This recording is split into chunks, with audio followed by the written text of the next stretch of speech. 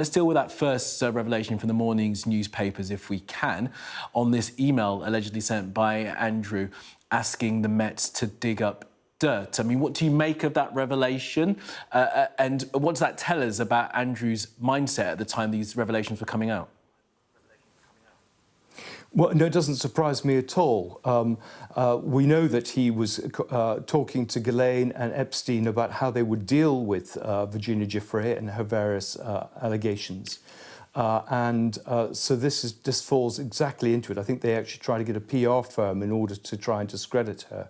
I know also that the PPOs, protection officers, were under pressure not to reveal anything about Andrew. They were there just to protect him. If they raised a complaint, they were told that they could go back on the beat in Brixton. So there was a sort of cover-up further up. And this, of course, disproves all his claims that he'd never met her, didn't know anything about her. We know that he basically ordered her out of a catalogue of photographs and that once the story broke, he was determined to try and break her.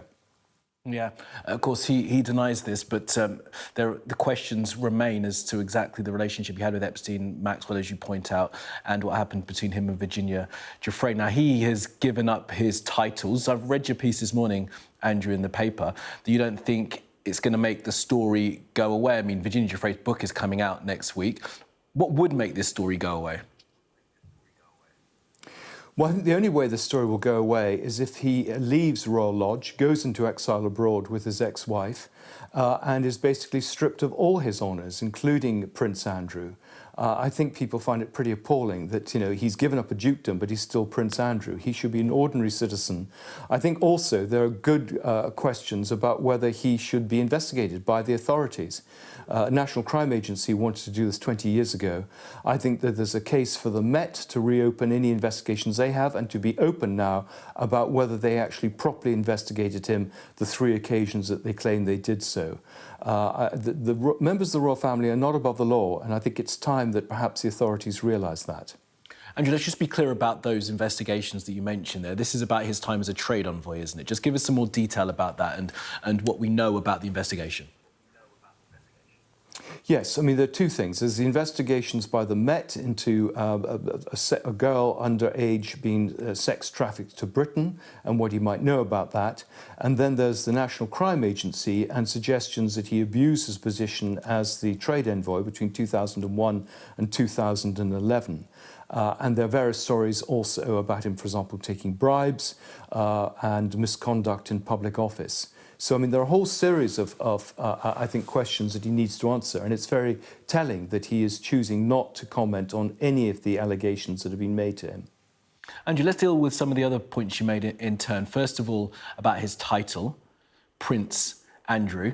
I spoke to a royal commentator just a short time ago who said she doesn't even think it's possible that the king can take that title away. Give us some details as your understanding of what would need to be done for Prince Andrew to no longer be called Prince. Well, my understanding, I mean, at the moment, the suggestion is that they're in abeyance. For example, he's not using them. They haven't actually been taken away. That could be taken away from him in the same way. But I don't think it's that complicated under letters patent, in effect, royal executive order, in the way that they're granted and they're taken away. I don't think it's such a big problem. This is a crisis which is engulfing the monarchy. I'm sure there are ways that can be found to deal with it and not stand on this sort of bureaucratic nonsense. Yeah, I mean, I'm not the one to litigate it, but my understanding is birthright, that he's prince, and that can't be removed. But you think differently. Well, I mean, I think all these things, you know, can be addressed if there's the will to do so. Let's talk about the Royal Lodge then. It's this 30-room mansion that he's staying. He's got a long old lease on it now. And before we talk about him leaving it, which I know you've said that he should do, do we understand how he pays for the upkeep of this place? Well, he's inherited quite a lot of money over the years. He's made quite a lot of money over the years through his various business activities. So, you know, I don't think there's a financial problem there. If there is, you know, he will vacate it and he will be entitled to some of the money back he spent on restoration. But he's just, I mean, his ex-wife has just sold 2 houses in Belgravia They've got the proceeds of a chalet they had in Switzerland, which was £18 million. There's plenty of money floating around if he chooses to spend it. Now, do you think that he should be told to vacate that lodge, that establishment? Well, he makes out he's an honourable man and he's putting country and family first. Well, if he is, then, the optics look terrible for the monarchy, a non-working royal in a 30-room Crown Estate property with a peppercorn rent. He should do the decent thing and go. And frankly, he should go into exile. The idea of him on the Windsor estate is a constant reminder that he is still a member of the royal family. If they really genuinely want to cut links, they have to put pressure on him to voluntarily get out. What do you make of the timing of this decision to renounce his titles, as you say, put them into abeyance? We knew, didn't we, for, I guess, months, I mean, entirely across it, but months, that Virginia Giuffre book was going to come out next week. We've known that the King was going on that state visit next week as well, so those two things were going to happen. Why do you think they waited for the weekend before to make this call? Well, they may not have realised what was in the Giuffre book. They may have just thought it was a rehash of what she'd said in the past. I think also the leaked emails, which I think are coming from Ghislaine Maxwell, the opening of the Epstein material in the States, all these are adding to pressure. And I suspect they know that there's more damaging material still to come. And that's why they've decided to take action now.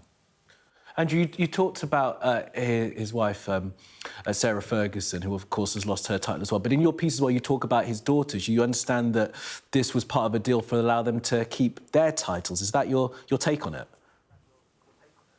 Yes, my take is that the pressure points is the daughters. And in order to sort of save their skins, he is, in some ways, as he says, falling on his sword. He's transferred all his ambitions to his daughters. He's been very keen for certainly Beatrice to be a working royal, and I think this is an attempt to sort of protect them, because I think, and clearly there is some sympathy in the royal family for their predicament, and that seemed to be a useful fudge.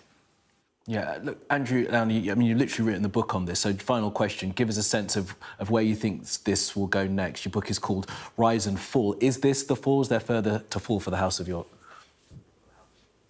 Yes, well, I mean, the book is called Entitled, which is interesting that that's the term that Victoria Giuffre used about Prince Andrew.